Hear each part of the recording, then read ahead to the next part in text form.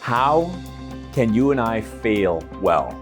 Well, I've had several failures in my life, and I am not perfect at it. I don't like failure at all, but some of the best things have happened because I've failed.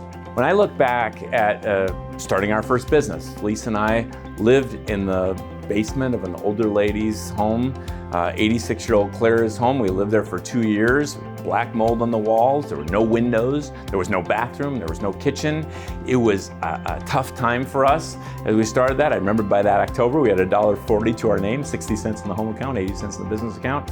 I can remember a different time. A few years later, I built that business up a little bit and I bought a different business, and I thought I did my due diligence and I was excited about this opportunity. I convinced my wife Lisa we should do it, and showed some of my other friends, and actually it turned out I was lied to, and within 2 weeks I realized I lost everything on that one. I can remember other failures where I wanted certain jobs or was almost, was one of the top 2 candidates, and then I didn't get it and I felt like a failure.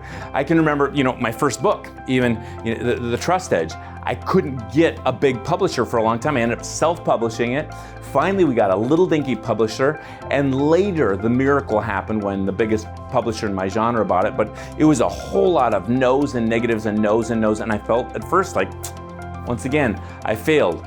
When I think back on those failures and the host of benefits that came from failing, and some of those things I'm so grateful I failed at, so I didn't go a different direction. We ended up where we are in many ways. I think of other people that I look up to that have failed well.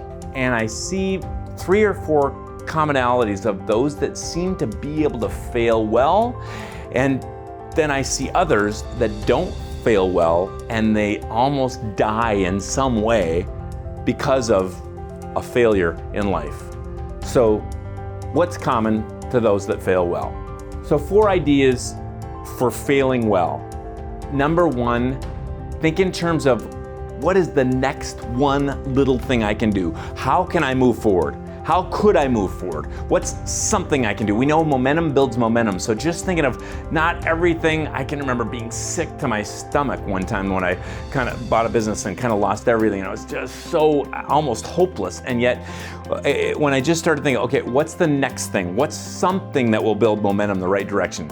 Number 2, have friends, build relationships, build friendships. Failing alone can lead to terrible, terrible things. But if you built good relationships, good friendships that you can authentically share, that you can be really open with, that they can get in your grill and tell you what you've done wrong and still love you, and also put their arms around you and show you a way forward. I am grateful for some dear, dear friends that walked with me in the midst of some bad decisions and challenging even business decisions that I made at some points, and that in many ways saved me. And of course my wife just believing in me no matter what has been a gift. Number 3, be healthy. Those that fail well, it seems like they're healthy already, as physically, mentally, emotionally. We are able to deal with failures better if we're getting enough sleep, if we're eating right, if we're drinking water. And in the times in my life when I've been the most physically healthy, I've been able to deal with the greatest failures. Number 4, have a faith beyond yourself. I'm not here to tell you what faith to have exactly, but I am here to tell you I sit by some leaders that their only thing is that role at that job, and if they lose that, their whole identity is gone. And that is tragic because they lose that thing and they spiral. And those that are able to fail well, they have a faith, could be a mix of religious faith. They could have a family beyond themselves. They could have hobbies beyond. They have beyond themselves. They have a whole lot. I think of the legendary football coach, the first football coach of the Dallas Cowboys, 29 seasons, multiple Super Bowl winning coach. And on national television, a young reporter puts the mic in his face and says, "What's your problem, Mr. Landry?" Most coaches, when they win on Sunday, they're all happy, and when they lose on Sunday, they swear at us, they're mad. But whenever I interview you, no matter if you win or lose, You're exactly the same. And Tom Landry looked at that young reporter and said, I don't know. I think it might be because I have my priorities in order.